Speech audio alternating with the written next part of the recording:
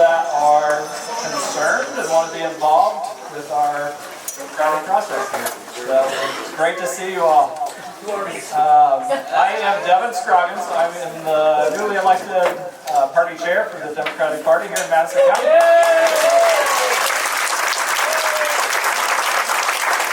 the lovely lady to my right is Christy Pearson-Jones. She is my vice chair.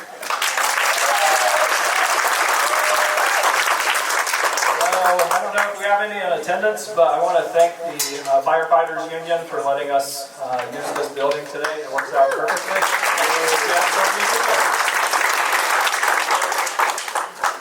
So again, thank you for showing up. Thank you. There again, my name is Christy Pearson-Jones. Some of your faces look familiar, and then some I have to get to know. But the main thing that we're going to do is get the Democrat Party stirred up. We're not going to be quiet anymore because they're laughing. We're going to take that smile off of their face. I understand that here in Madison County, there's a big division. No trust within with the Democrat Party. I'm here to say that I'm going to try to do my best that I can to pull all people together, because it's going to have to take all of us. There's a lot of Republicans that's not even satisfied with what's going on. Yeah. We're not going to ask them to change their party. We're just going to ask them to get on board. Be with us. Devin and I are going to work very close.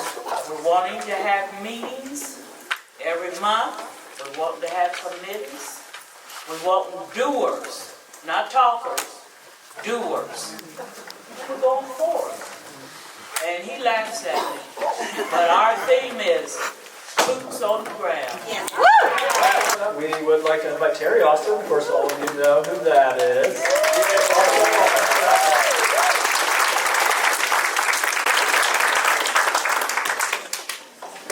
Thank you, Devin. Well, I got to tell you, never in my wildest dreams did I think we would outgrow Democrat headquarters and have to find a larger space. Thank you to the firefighters and the Firefighters Union 1262.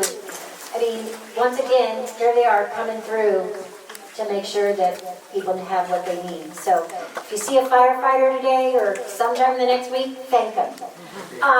So it is, when we sort of had this idea of pancakes and politics, it was to give people a chance to come after the election, because I know that so many of you expressed to me and others this sense of concern, frustration, angst, and you want a place to come and talk to maybe some like-minded, or at least figure out what other people are thinking. And so this is our second one. Right now we're scheduling them every other month. We're going to try to have it at the first Saturday of the month. But for the last 3 Saturdays, we've had county reorganization, electing Devin and Christy and the rest of our officers. Second Saturday was the district, and then last week in Indianapolis, we elected a new chairwoman of the Indiana Democratic Party, Karen Talion, who served with our longtime friend, State Senator Tim Landon.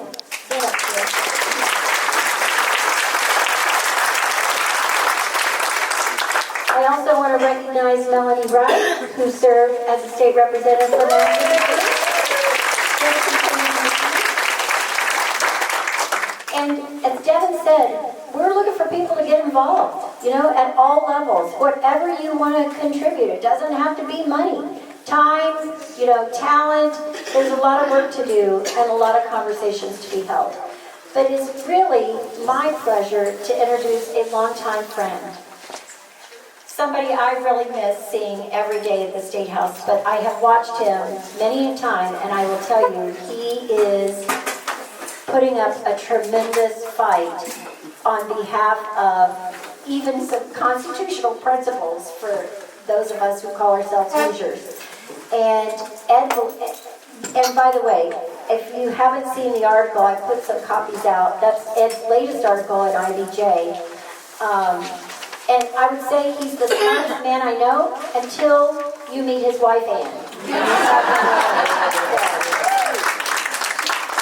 But Ed really needs no introduction. He's got a lot of followers on Facebook and Instagram, and he's got a lot to say. So we are welcome, and we're going to take questions after he. If you have a question after he gets done a little bit, then raise your hand and we'll answer your questions. Ed Delaney.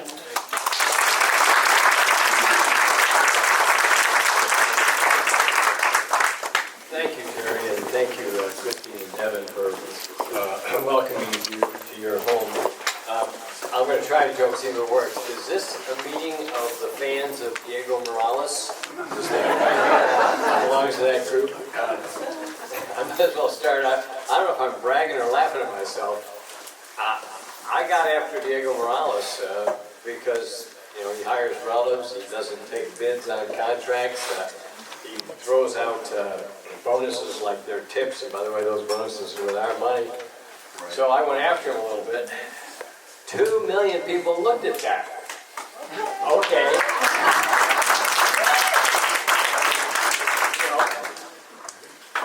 I'm a small-town guy in my origins, and now in Indianapolis, and I said, my God, what's that all about? And what's about is honesty in government. And I want to start on that point, because where we're going to win and we're going to get back in power is we're pointing out simple, basic things like that. We expect honesty, we expect competence, and we're not getting it. And that's a message we need to pass out to everyone, okay? We also need to hang together and get more people. When I look, you know, at my two friends who served with me in the legislature and are no longer there, 2, 3, 4, I don't know how many. It makes me sad. You know, I want Melanie back. I'd like to have Tim back, although he probably wants to retire. Terry, I don't know, maybe she's doing us more good in party politics within the party. I think she will, so that's helpful. So what is the issue, the headline that Terry sent out says I'm going to talk about overreach. And I think that's a good word to describe what's going on, but I'd love to have your questions too, so I'm not going to go on all that long. So I think the thing that I've learned is that we need to learn from them while being ourselves. And we have some major handicaps, okay? We are not going to attack the Capitol building. Sorry. We are not going to say the election was stolen. We know we lost, and we're not happy about it. So we can't do things that they can do. This is a real limitation. When that mob attacked the Capitol on January 6th, I said, well, at last Trump is dead. That can't be survived. That's the end of it. The American people don't believe in attacking the Congress. They don't believe in violence. They don't believe in lying. Well, unfortunately, too many Americans aren't bothered by it, okay? The other side has 2 foods they feed their people. Hate and greed, okay? That's it. Hate. So find somebody you don't like, and raise hell about them, insult everybody, call them traitors, call them crooks, call them illegal, call them whatever you want to call them, until enough people are mad at them, and then go grab something you want. Yeah. That is what's going on. Those are powerful weapons, my friends. Mm-hmm. Talking about democracy, which we did all last year, and rightly so, apparently is not a very powerful weapon. People want to be angry, and people want to get something. We have to tell them there's a price for anger, and there's a price for grabbing.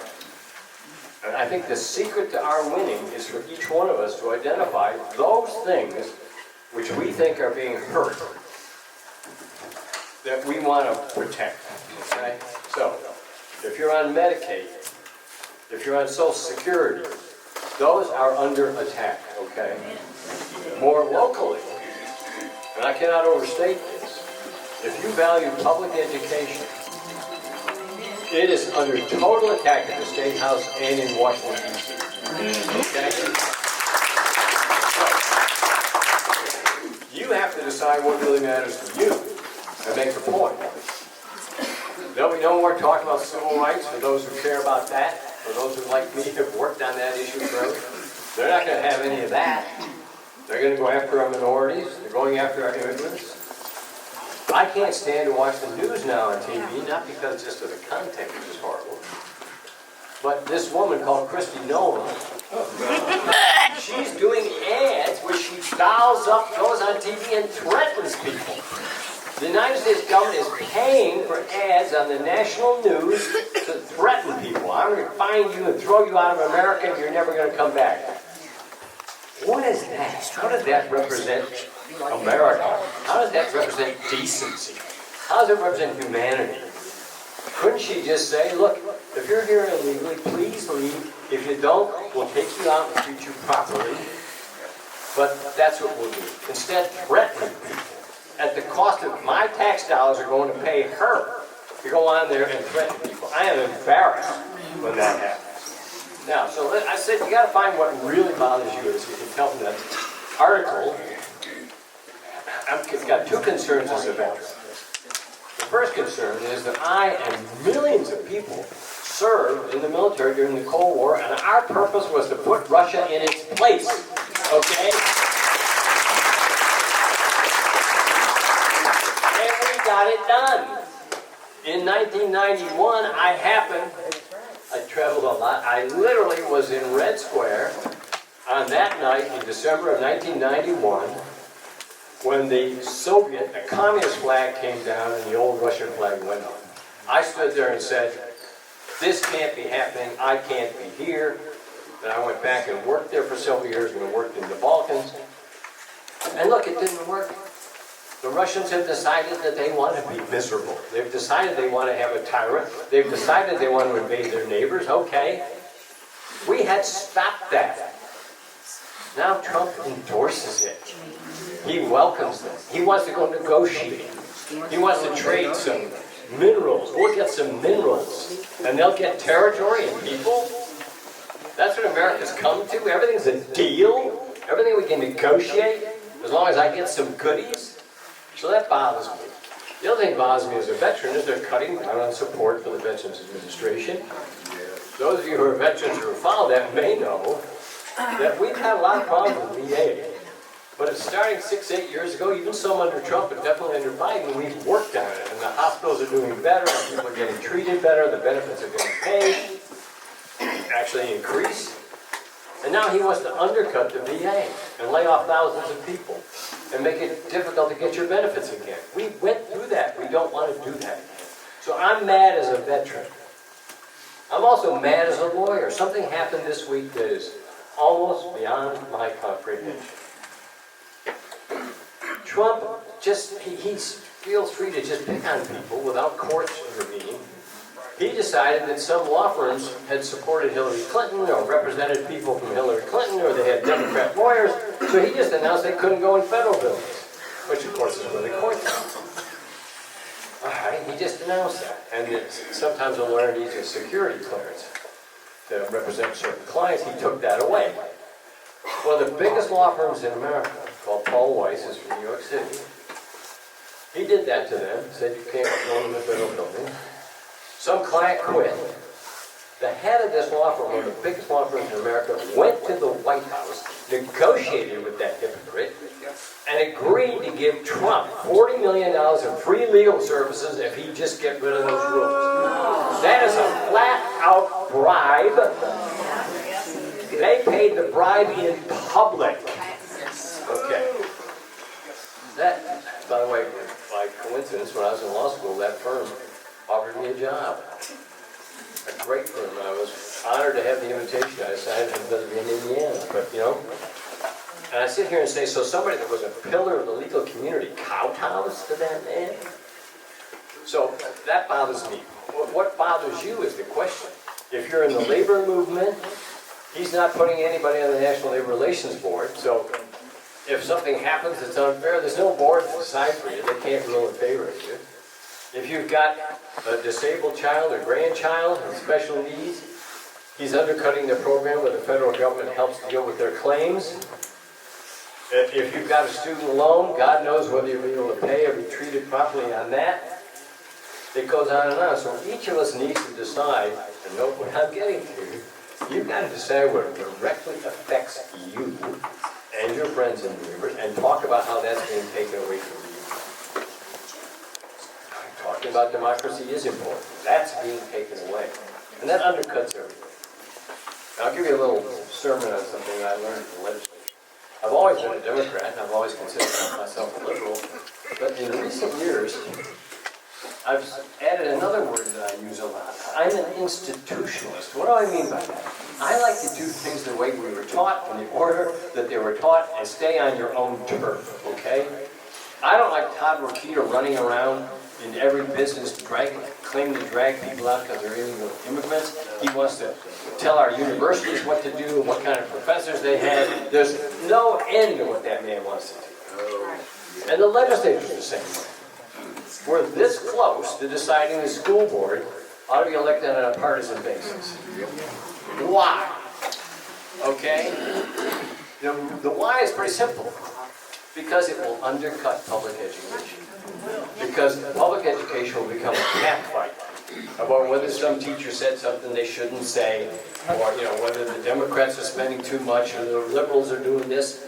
They want to undercut public education. This is just another tactic. They don't care that we have an ancient tradition of nonpartisan elections.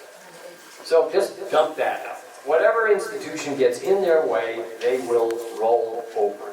So you've got to think about that. But meanwhile, I come back to the point I'm trying to make, which is find the thing that directly affects people. So if you're a teacher, what's the idea of partisan school board? If you're a teacher who's been a good and honest Democrat, all of a sudden you can have a quote Republican school board, and how are they going to treat you? Okay? You've got to focus on the direct impact on our people. What else is going on down there? Well, they want to run everything. The gentleman that I refer to as Saint Micah of Beckwith, he now wants $3 million a year, I guess it is, to support his idea of faith-based activities to treat mental health. Well, if I have a mental health problem, I don't want his prayers. I want to talk to a professional. I want my own pastor's prayers, but not Micah's. And I ain't paying for this. It's just outrageous. There's an endless ability. Some of this started with the COVID, when the Republican, I'm not misspeaking, the Republican pro-business legislature tried to tell the industry that they couldn't restrict people from coming to work who were sick. That you didn't need to get vaccinations, you didn't need to wear a mask, because the legislature didn't like it. That was the beginning of this, let's just go over the limit. Let's just do what we feel like, or what we hate, or what we want to support. That movement is growing. I want to get to your question, so I'll end on a suggestion that gives me hope, and this crowd gives me hope. If my wife were here, I can understand why all you people be here. I'm assuming you're here because you're upset, and you're concerned, and you want to do something. You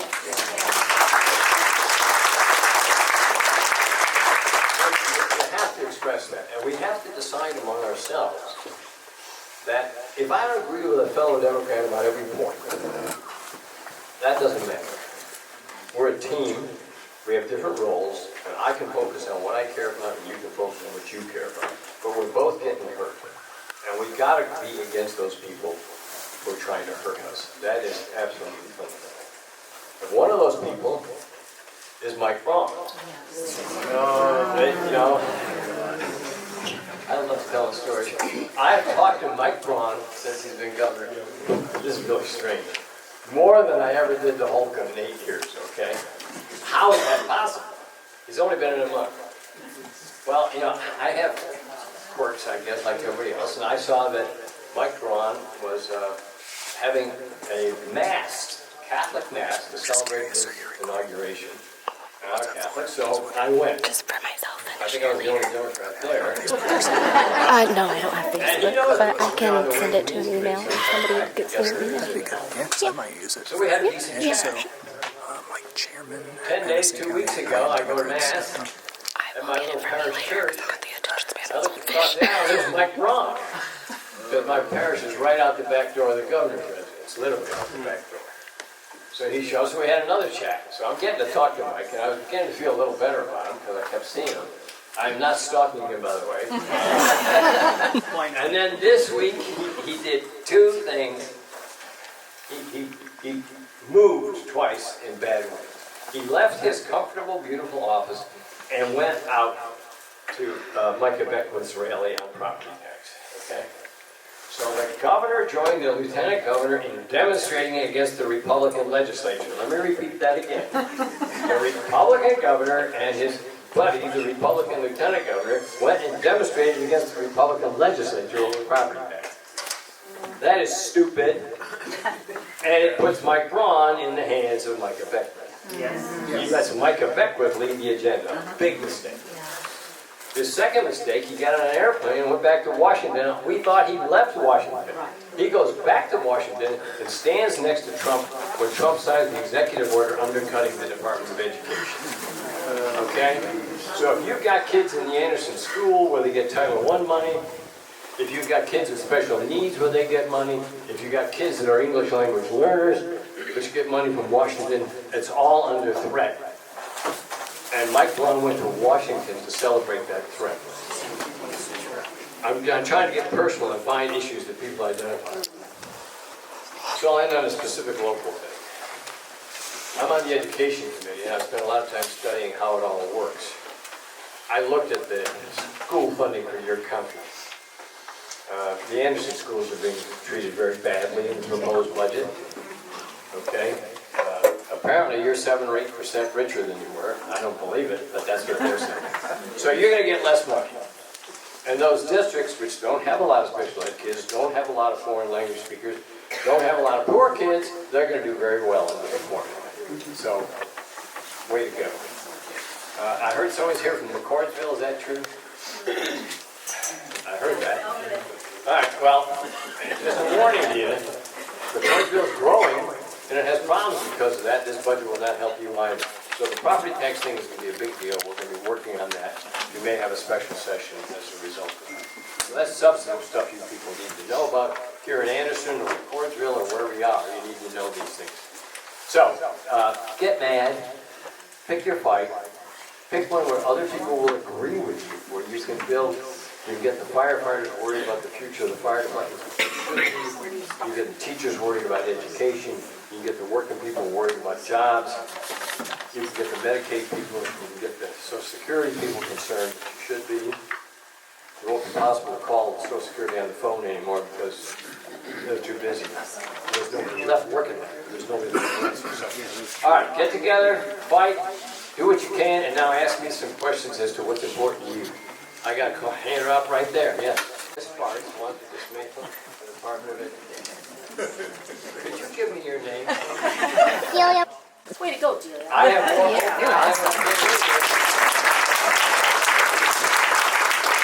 Yeah, Victoria Spark, I think you're in her district, right? Yep. I think she's got a good shot at being the worst member of Congress. She does. I knew her in the legislature. She is pulling something off that's really hard to do. She's betraying two countries at once.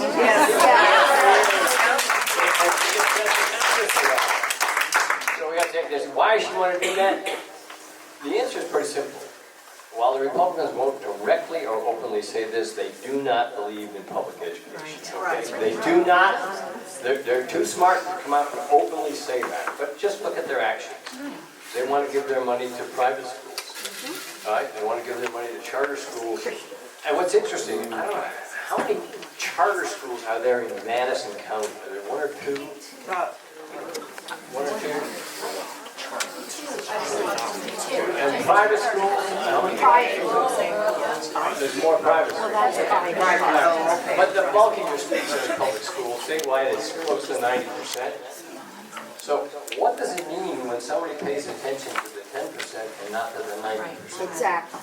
So, young lady, the answer is she doesn't care about the public schools. That's the answer.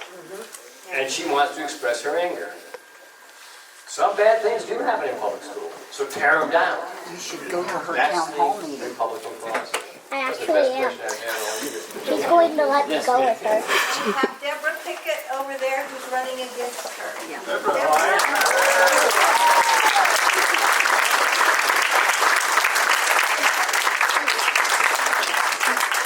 I wish you well. I think that the problem we have, which is ironic, is she's got the party label, but people don't know who she is or what she's like or what she does. Or understand the words she said. You know, so she has the worst history of firing employees. She's despised by everybody on Capitol Hill.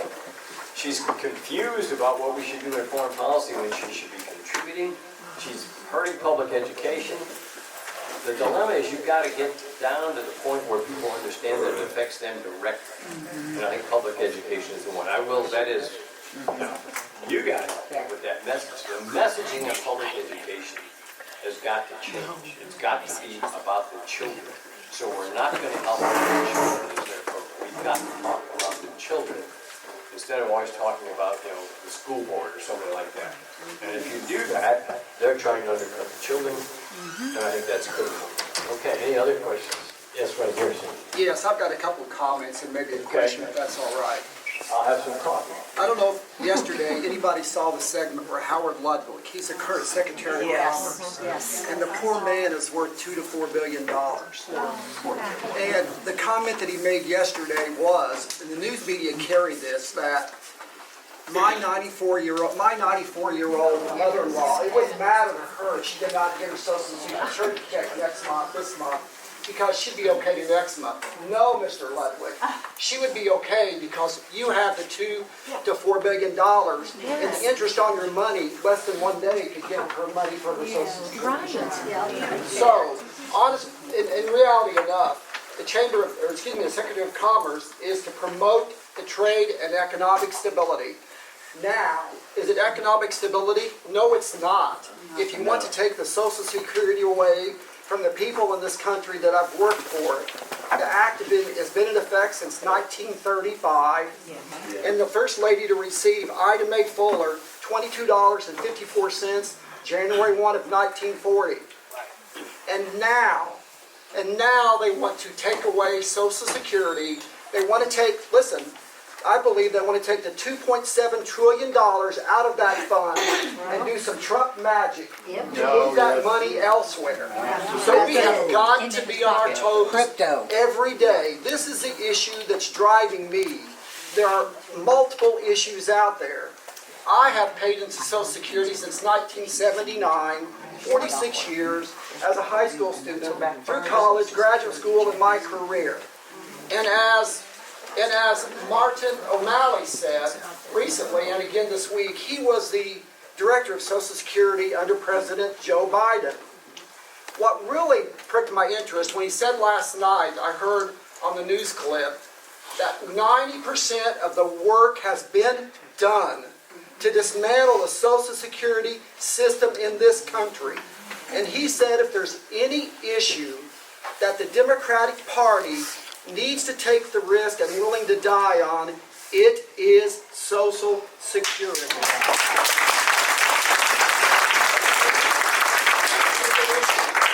And this is an issue that is a broad scope that encompasses Democrats, Independents, and Republicans. This is an issue that we as Democrats need to stand together on, and I think it's time that the message needs to be spoken very clearly and in simple terms so every American understands.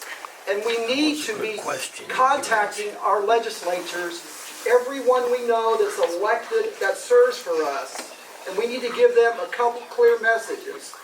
One, we are not going to roll over with the Social Security issue. Two, we are watching, we are participating, and we will vote. Why aren't you running?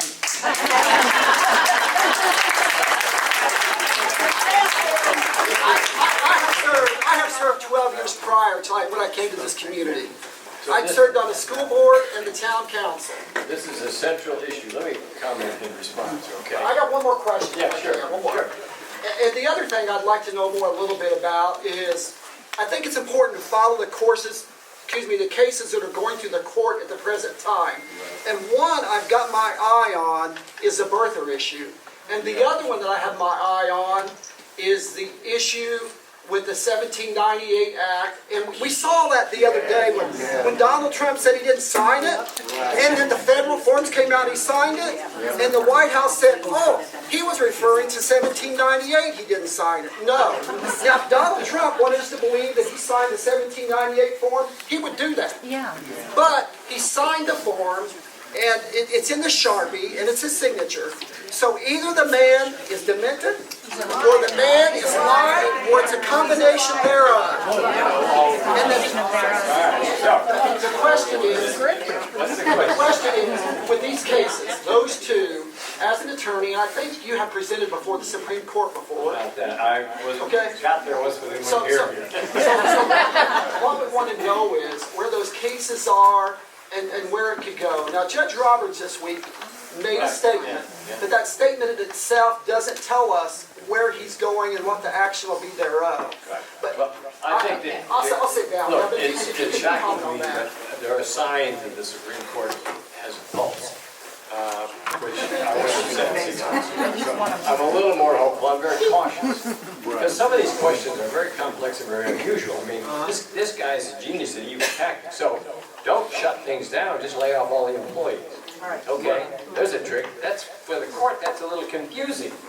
Theoretically, all these employees could be sitting around doing nothing, or they could be criminals or whatever. So the president obviously has a right to fire some people. So he plays a trick. I think they're going to catch on that he has no respect, and that's the game right now. Will he flat out openly disobey a court order or not? And if he does, he's doing it. He's already done it on that bit about flying people out of the country. He will be in deep trouble with the courts, but they can't impeach him. Remember that, only the Congress. So they can slap him down, issue by issue, fight by fight. He's in a dangerous position. He attacked the court. I give the Chief Justice credit for coming back relatively promptly, early on in this administration and saying, watch it. Let's go back to Social Security. It has something in common with the Department of Education issue. We've got to educate ourselves and the public on some important facts. So, Trump says the Department of Education is controlling our schools. It does not. Nope. The school boards and the states control the schools. It funds some programs, and that's vital, and we need the money. But it doesn't run the school. So he uses the false predicate that they run the schools. Social Security, one of the worst things that I've seen happen politically in this country for years, and it affects my own grandchildren. How did we let them ever say, well, young people will never get Social Security? That is undercutting Social Security more than anything else. The young people do not believe they will ever receive it. And why is that? First of all, the Republicans keep saying that. But secondly, we don't tell people, this is not a gift. You put your money in there. The government had it for 30, 40, 50 years. Now they're giving it back to you in interest. Okay? A perfectly legit, normal transaction. So we need to explain that it isn't some gift. Yes, we're dependent. Talking about our dependency on it is important because a huge percentage of our people get nothing else in retirement except Social Security and Medicare. That's all they get. Something in the range of 40%. Okay. But don't just talk about people's needs or wants. Talk about they invested their money in Social Security. They invested their work to get into Social Security. They're entitled to it. And we owe it to ourselves to pay it back, okay? So we got to underpin that, but then get to the threat part. What's grandma going to do if she doesn't get a check? And you're right, that was a dumb statement for him to say. That basically, well, people can afford to miss a check or two because the system is screwed up. That's their attitude. They don't care if you can't call somebody or visit an office and they close them, and you're missing your check and you don't have enough money to buy lunch. And what's the message there that Trump people like to do? They like to send a message out and test the water. Yeah. And so what they say, they won't miss it for a month or so. God, I'm sorry. It's a false premise, of course. Can't you people just wait a month? Relax, that's the argument. That's the chicken. We gotta say no. I put it in every month on time. I want to take it out every month on time. There's a message. There's a message. Don't fool with me on that. If my banker said, Delaney, you put it in the savings account, but we don't feel like giving it to you today, or we laid the teller off, that bank, I'd be out of that bank the next day. So, we got to push back. Yes. Okay, my question, I guess, would be more along the lines of, since there's been all of these discussions of people losing Social Security, something that I looked at, now my husband works, he's at work right now, that's why he's not here, he works at the battery factory. It's a union job over in Muncie, and what I realized was that the taxes taken out for Social Security don't even amount to the amount of Social Security that his grandma receives.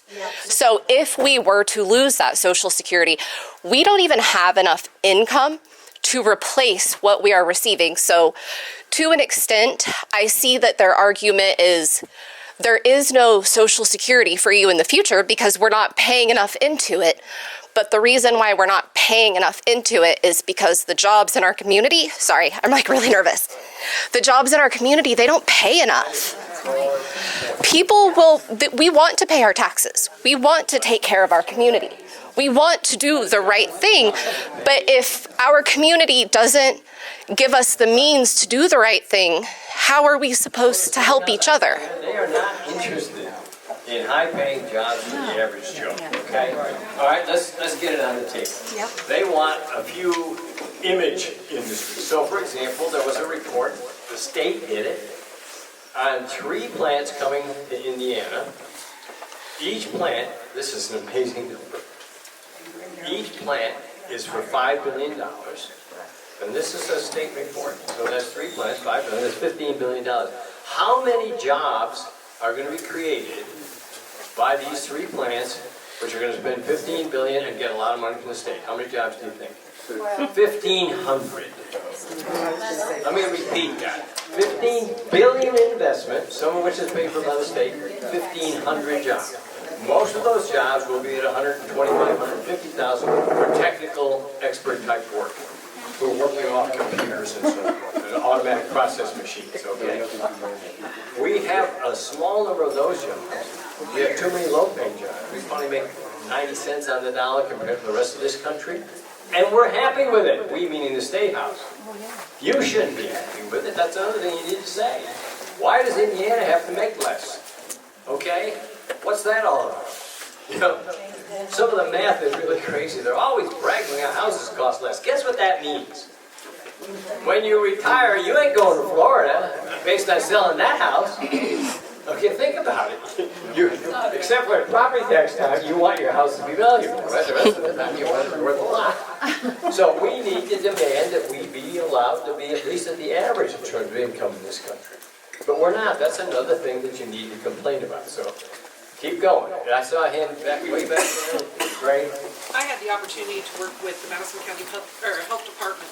Right. And when I saw us go through COVID, Trump manifested a distrust in public health. And we have seen repercussions from that.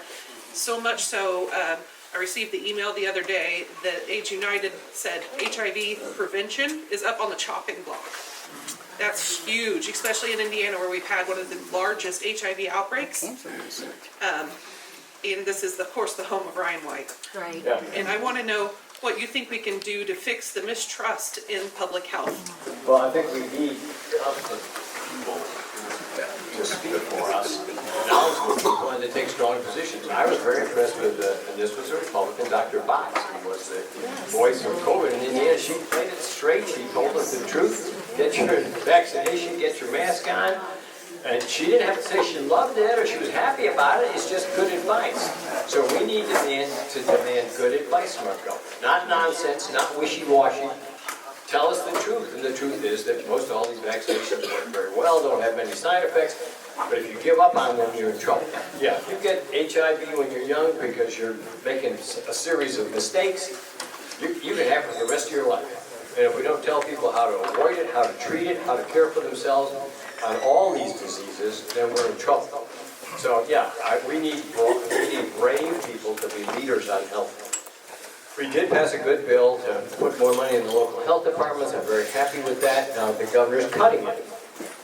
We had budgeted, I think, for 150 million, and he's cutting it to, I think, 100 million. So they started down the path, a righteous path, and now they're backing up because they got other priorities. Their other priorities is to make some fake, it might be fake tax cuts. Yes, back here in the white sweatshirt. Now, do you happen to know what happened to the $3 billion that's missing for the disabled kids and stuff? Do you know what happened? $3 million missing from which fund? The fund that was missing for the people for disabled payments and stuff. Remember, they're missing the money, but they never explained where it went. I don't know about that You don't particular. have I anything do know that when we lose government money, we often don't get it back. I mean, we had the What did they do with it? Daleville school system where they stole something like $75 million for this charter school system, and we'll never get it. I don't know felt about like that. it went to that industrial area they're trying to promote for Eli Lilly, and all the water, and everybody's drinking about the water. I think they put it in there. I don't think we're disabled, but the money that's going there is Yeah, shortfall. that's another issue. It was the $1 billion shortfall with Medicaid. Okay, that's your time. All right. Yes, there was, and I got deeply into this, and I think it's very hard to get an answer. I'm on the Ways and Means Committee. It is absolutely correct that we paid what's called an actuary. That's a super sort of financial person who's kind of an insurance person and an accountant. We paid them over $1,000 an hour, and they couldn't figure it out, and they came up $1 billion short, so we didn't budget adequate money for that. And what we're going to end up doing is they're going to start cutting benefits because they made a mistake, okay? So we're going to see when the budget comes out how much they want to cut it. Part of it, they're going to try to restrict the number of people on Medicaid. Now, they got smart. At first, they said only so many can get Medicaid. Then they realized that was stupid. So what they're going to do is try to kick people off by having phony work requirements or making you kick in money every time you go to the doctor or other things. They're going to try to shrink it down. That's one of their goals. I read today that they're going to try to shrink the amount of Obamacare for those people who are too quote, well off to get Medicaid, but aren't in a position to get private insurance, full pay private insurance. That group, which is critical, is going to get cut. You know, one of the ironies, I don't spend a lot of time talking about the wonders of Mike Pence, but Mike Pence personally put in this expansion to include 500,000 extra Hoosiers under the federal Medicaid program, under so-called Obamacare. He couldn't say the word Obamacare, but he did it. He did it, and you know, and they're not happy with it, so they're going to try to shrink that back, and we'll have more people insured. Back to the public health point, if people aren't insured and aren't getting treated, you know what's going to happen. We're going to get long-term illness. Yes. I'm a public health nurse, Okay. and I work for a program where all my patients have breast or cervical cancer. So if they cut them off after 3 years, those women will just have their treatment cut off. And I worked in public health before the Medicaid expansion when there was a limit on how many. And everybody should care about this because what you're going to see in your communities is more drug addiction. When somebody cannot get on Medicaid and get an injury treated, a rotten tooth treated, guess where they turn for treatment? They turn to somebody that's selling pain relievers. And then they get addicted. And then they either die or they go on to the other part of Medicaid and we have to support them for the rest of their life. Yeah, it's So just, everybody needs to care about Medicaid because even if you're not on it or know somebody that's on it, it affects our community immensely. it's what we owe each other. That's something we need to talk more about. Is there anything we owe each other? And Medicaid and Social Security are among those things. We owe these to each other. We may not all get it. We may die too young to get Medicare. That happens, okay? But we owe it to each other to be a backstop for each other. That idea is being in the greed rush that's going on in this country that's led by the president. Yes, sir, with the baseball. That's a ma'am, but that's okay. You're hiding it. I got my cap on this morning. So my parents are ultra conservative Trump people, and they're on Medicaid, Social Security. And a veteran. And a veteran, he's on veteran benefits, and they're raising a great-grandson that's on Medicaid. And they don't understand what they are doing to themselves and to their Find out. team. Well, you might tell them this. You might just tell them this. Elon Musk knows how much it's worth to him to play politics. They ought to know how much it's worth to them to vote. Yes. To vote for people who want to help them. I'm of two minds. I'd like to be a nice, good Christian boy on all these issues, but I've got to be a realist. People have to realize you're not helping yourself when you vote for these people. You're helping them. That needs to be said. And the second thing that needs to be said, because, I got one 9-year-old, I got grandkids. Even when, who's the worst one we had? Even when Nixon was in the White House, years after, I told my kids, you got to respect the president. How do you respect this guy? He lies, he cheats, I don't even respect dogs. he issues coins in connection with his inauguration and raises tens of millions of dollars for himself. What kind of a person is this? Tell your pastors if they're preaching for the Republicans, this is how you want our people to grow up? We need to talk about that. The personal side of this is important. And we need to get out on that topic. Get back there. Yeah. What can we do, rather than waiting until the 2-year election and the 4-year elections, what can we do now to get our What voices you out do there? now is, Get people well, let me registered. tell you, you can do just exactly what you're doing. Go to meetings, show your presence, show your interest. Go to demonstrations on particular points you care about, whether it's about Social Security or veterans benefits, public education. I think public education is the one that's going to be the hottest, and property taxes. Go to these and participate. I'll tell you about a watershed moment for me. I was new in the legislature, and it was 2010, and I have a rule I still impose on myself. I have rules for myself. One is, if there's a demonstration at the State House, I go. They came there to see me and the other members. So I don't care who they are or what they're demonstrating, but sometimes I don't know. I just go out and ask somebody, what are you doing here? Or I look at their signs. 2010, the summer, I go out, and somebody tells me there's a group called the Tea Party out there. And there were hundreds of them out there. Hundreds. So I went out. They were a very interesting looking crowd. But they weren't being led by any elected officials. They weren't from any organization. It wasn't the NAACP or the Civil Liberties Union or the Sons of America or whatever it was. It was just them. And they had all kinds of different issues. They hated Social Security. They were very unhappy that Obama was in the White House. They didn't like Obamacare. They had different issues. But they didn't all agree. That's an important point, though. They didn't all have the same issues. But they were out there, and they were together, and all they knew was they wanted us out of power. We need to do the same thing. We need to show up everywhere. And there's the message. And it'll bubble up from you. It's not possible for the small number of elected Democrats in this state to put together a coherent campaign for all issues. It's got to come from below. And we got to learn from you what you're willing to come out for, okay, frankly? What fires you up? What you care about the most. I'm hearing like Medicaid, which historically we've hidden Medicaid. It's got welfare, it's a bad thing. And we've acted like it's a bad thing. It's not a bad thing. It's what we owe each other. It protects our public health. Most of the Medicaid money goes to people who are in nursing homes. Okay, can I say that again? Most of it goes to people in nursing homes. These are not welfare queens in the nursing home. These are old people laying in their beds suffering, okay? So we need to be proud of what we've done, okay? I don't want to hold you guys too long. Terry's going to decide when I'm cut off. She's now the district chairperson. She's moving up. She's moving up. Yes, in the white shirt. So. How do you get a referendum on the ballot? You can't get a referendum on the ballot in this state except on raising taxes for school construction. That's our law. We fight down there to try to get that done.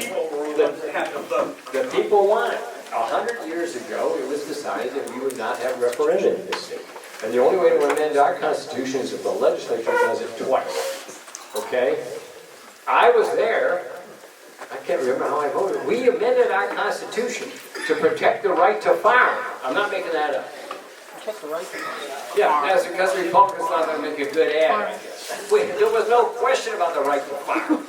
But we put that in the Constitution. How about the right to having fair legislative districts? We can't vote on that. We're not allowed to vote on that. We have to trust them. No, that's a very difficult problem. Yes, Sally. I think you used the term "get mad," Yeah. but my idea on that would be get mad with accountability and facts. Yeah. As opposed to the way that Trump operates without accountability, without ethics, without facts, and lies through his teeth. I don't think, my dad had a really old expression, and I hate to repeat it in public, but it was "don't get in a peeing contest with a skunk." Yeah. And, we have to be intelligent about the way we approach things. How do you recommend that we do that? That's our problem. I alluded to this earlier. We play by the rules. We don't try to overthrow the government. So we do have to have it back. We are bound to a higher standard, so let's live with it. So we got to get the facts out on Social Security, how many people get it, how much important it is, what the threat is. But then we get angry. Okay? But we got to do them in the same meeting and the same event. Yeah, we do not have the luxury of pretending things are going on that aren't going on. We don't have the luxury of pretending that the U.S. Department of Education runs our schools. We can't pretend that's not true, but they can. They are not held to any standard. This is a real handicap. This means don't be upset if you have to work harder. You have to work harder if you're going to play by the rules and be honest. I'm sorry. You learned that in grammar school, didn't you? You knew the kids that knew how to do what they weren't supposed to do, and lie about it, and hide about it. Okay? That was easier. Okay? So we have to carry that load, but we need to stay on the anger number two. So. And I would contend that Trump has given Joe Blow, who has sat at home and moaned and groaned for years, the right to be mad without the accountability. Exactly. They're very happy to take something from somebody else. And he feeds them hate, which costs him nothing. Our problem is we want to feed people results and programs and challenges and make them do things. That's not pleasant. And we just got to live with that hurt. We don't have a choice. I think righteously, we don't have a choice, but also just, that's the position we're in. That's the way we play the game. Yes, ma'am. I don't know how you might address this, but my concern is with the attack on science across the board. Medical research, we have been world leaders and now we're going to fall way behind. They're unfunding NOAA and NASA, our National Weather Bureau. How do we educate the public when they're already biased against what they hear from the science teams? This is very disturbing about the science. They took $400 million from Columbia University for mostly scientific research because they falsely accused the whole university of being anti-Semitic because of few students. Okay? That's very devastating. And one that you should look on the internet, plug in Donald Trump, Purdue, USAID. That's the foreign aid program that was undercut. Okay? Just put in Donald Trump, Purdue, USAID, and what you will find is that he pulled a $70 million program from Purdue, which they did development work overseas, so it would be very specific. They take students, put them in labs, have them work on how to devise water products, to deliver fresh water to people, how to engineer it, how to test it. So the students are working on it, the professors are monitoring them, and then we go to Tanzania, I think it was in Africa, and we help put in a water system, and then some of the students go there. So Purdue gets money, our students get educated, our professors get to teach the students, and somebody gets water. He pulled the plug, he said nobody knows what it is. $70 million. Okay? He just randomly attacks whatever he feels is anything that's hard to explain or that the public isn't involved in, just take it away. But it hurts people. It's our people who are getting money. Our students at Purdue, our professors at Purdue. So take a look at that. It's an example. So we've got to point out, but you're right about this. If we The only reason we have the best economy in the world is we have the best science. Yeah. Okay, don't we know that? I mean, I remember, I'm so old, I remember when I and every other boy of my generation had to be an engineer. Because the Russians put Sputnik up as the first satellite, the whole country was embarrassed. How can the Russians, the Soviets, how can they beat us into space? Well, Kennedy stood up, and by God, we were on the moon in 7 or 8 years. Incredible. We don't want to do that anymore because it just costs too much, because Trump doesn't like it, because he wants to pick on the university. He wants Elon. He wants Elon to get it. But you can't pick on science without getting the scientists and the engineers and the universities. He knows that, but he doesn't care. Remember, one of the dangers, one of the best things about Trump is he only got 4 more years. One of the worst things about Trump is he's only got 4 more years. So he feels free to do whatever the heck he feels like, and let the chips fall where they may. If it gets bad enough, he thinks he can run for president again, even though it's unconstitutional. So keep talking about science, talk about humanities too. They hate IU because it teaches humanities. My God, they teach foreign languages. They teach literature. They have kids playing music at IU. Did you know that? Yes. They're not engineers. They're not inventing things. They're not entrepreneurs. If everybody at IU was in the business school, we'd be all for it. I mean, it's nuts. But stand up for science and stand up for the humanities. I'll take 2 more questions because I don't want to wear you folks out. You, sir. Before we go to you were there when the fall was coming. Talk a little bit about Latvia, Estonia, and Lithuania. I remember Vilnius. The people in that city surrounded their government building, and the Russian tanks were coming in. And they surrounded everybody, and some people were crushed by the tanks. But they backed off. Right, they protected their democracy. What happened was, I've met him 2 or 3 times. I met Gorbachev because when I was in the Navy, I learned Russian. Okay, that was my job, especially when I was there. And I kept up with him, so I got to meet him. He was one of the greatest heroes of the 20th century. That's why the Russians hate him. The Soviet government hates him. Putin hates him.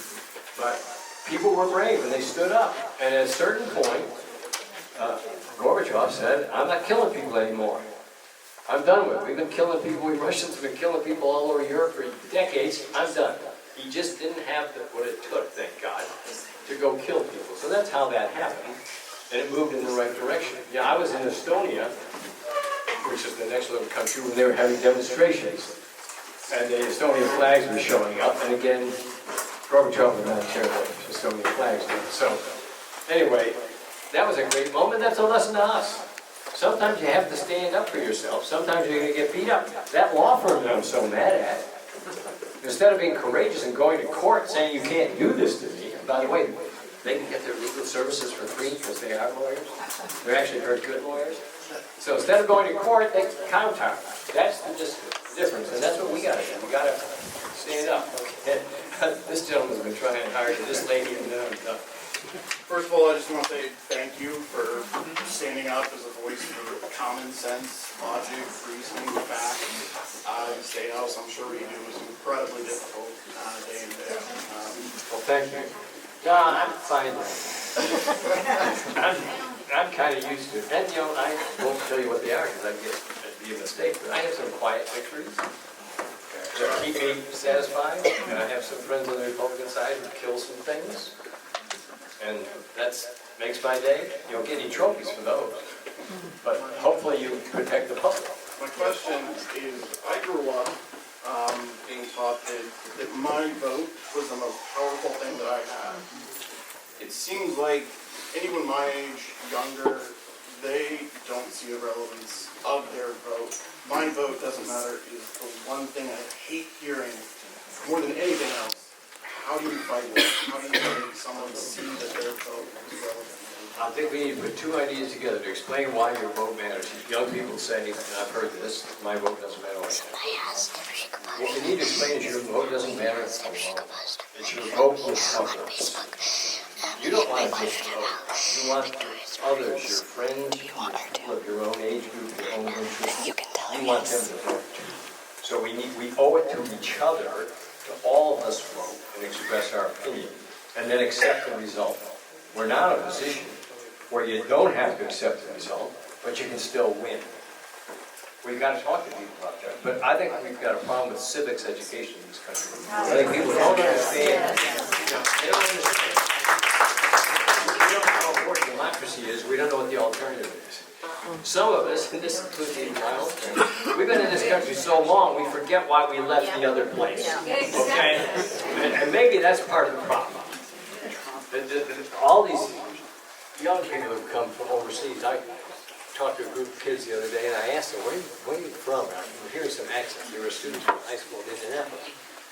One was from Congo, one was from Nigeria. You know, there are kids from Ukraine. They understand the value, but we're taking it away from them. We owe it to them. You need to tell them. You owe it to other people. You know, to be part of the crowd that gets out and expresses its voice. But we've got to push on civics education. It's not good. More civics, maybe a little bit less robotics. Yeah. Okay. You got the last question. I'm very concerned about the push to get away with the ability for workers to unionize and for existing unions being just shoved out. And I think people are not aware, like a lot of employers now, for jobs like retail jobs and stuff, you know, you have to sign a non-competition, a non-competitive clause, and there's a lot of stuff. And with Elon Musk's attitude towards unionized workers, and a lot of those, look at Anderson, a lot of those union jobs built this community up, and the institutions that, you know, we wish we still had, a lot of them, and a lot of people with union wages sent their kids to college, and now that's damn near impossible on the wages most people make. And, you know, places like Anderson University, which is a godsend to this community, are hurting because people can't afford to go. And I mean, now they're after the postal union. This is nuts. It's got to stop. But you're supporting moderate to good wages for moderate to good people, okay? And that's what we ought to be doing in this benefits. country. Yeah. I think this is a critical issue, and you're right. The shift to the service industries has led to less unionization. So it's much harder to organize 2,000 Starbucks than to organize a great big UAW factory. You know, that's just the way it is. So we have to fight harder, and we have to demand that. But back to the comment we had earlier. We want to make as much or more than the average American. We don't want to make less. And one of the tools to do that is to have unions in services industry as well as in the factories proper. So we need to push for that. But this guy's walking away from it. There is no National Labor Relations Board. So there'll be no supervision. Yeah, so the employers can do whatever they want, and there's going to be no sanction. I said one last question. I'll take this lady back there. And this is a very personal issue for me. You know, all we hear is RFK and what he's doing, you know, for Health and Human Services. And I worked 13 years as a school counselor, and I have seen the increase in mental health issues. I have my own. What is on the front for that? What is going to happen? What do we need to be prepared for? You need to be prepared for less counseling, okay? The Republican administration does not understand the role of counselors in schools. The recommendation is 250 kids per counselor. We're close to 600 kids per counselor. We're the worst in the nation on school counseling. But don't worry, we're creating a bureaucratic nightmare where students will get outsiders to come in and talk, and we'll pay contractors to take them and show them the factory. We're going to blow all kinds of money on what I call contractors who don't do real counseling rather than on counselors who sit there and work with the kids. So I'm very worried on this. I think it's one of the biggest problems we have in public education in this state. And you need to say that. I want my kid guided, not bureaucratized. Because right now, I don't know how a kid figured out how to get through high school. We have all these pathways now. We have to pick this pathway and do this, and if you quit that pathway, you got to go to this pathway, and you got to fill out this form. We're wearing the school systems and the kids out with bureaucracy instead of with personal counselors who can sit down and say, Johnny, you're in the wrong place to be doing this instead. So I'm done with the formal part. I will stand over here and talk to people. I just don't want to hold everybody up. So thank you all very, very much.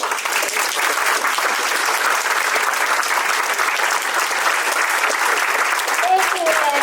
Thank you very, very much. I'll get to you in a second. So you want to know what can you do? Let me tell you about an app. Most of us all have phones now. There's a great app called 5 Calls. How many of you are familiar with it? If you're not familiar with it, go into your app store on your phone, download it, and put in your zip code. It tells you who your congressional representatives are, both in the House and in the Senate, with their contact information. My suggestion is, after talking to so many people in DC and even at the State House, do not bother sending an email at this point. You'll find some good legislators who may respond, but I can tell you for a fact that too many of them either give them to their staff to read or toss them in the trash. Phone calls with your name, your issue, are far more effective at this point, and they need to hear from thousands of us.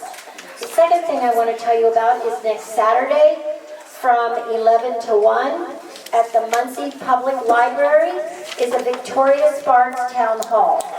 She needs to see City Hall. Sorry, I thought it said library.